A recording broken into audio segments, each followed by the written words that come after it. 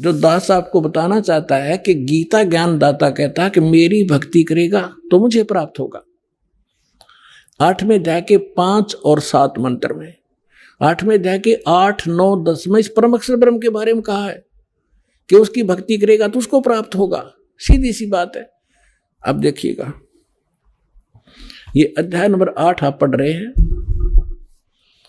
हमने 3 पढ़ दिया, 5 पढ़ेंगे। जो पुरुष अंत काल में भी मुझ को स्मरण करता हुआ शरीर को त्याग कर जाता है, वह मेरे साथ मद भावम भावती, मद भावम याति, वो मेरे ही भाव में भावित रहता है। इसका अर्थ तो ये बनता है, इसमें कोई संशय नहीं। और 7वें में क्या कहा है? अब 7वें में कहा है कि इसलिए हे अर्जुन, सब समय में मेरा स्मरण कर और युद्ध भी कर, मुझ में अर्पण किए हुए मन बुद्धि युक्त होकर निसंदेह मुझको ही प्राप्त होगा। अब देखो, गीता ज्ञान दाता कह रहा है कि यदि तू मेरी भक्ति करेगा तो युद्ध करना पड़ेगा तेरे को।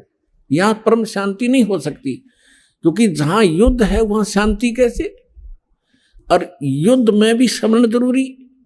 तो इसलिए जो हठ योग किए करते हैं, जंगल में बाहर वन में चले जाते हैं, या 2.5 घंटे सुबह 2.5 घंटे शाम को हठ योग करते हैं, ये गीता और वेदों विरुद्ध है और सच्चिदानंद घन ब्रह्म की वाणी के विरुद्ध है।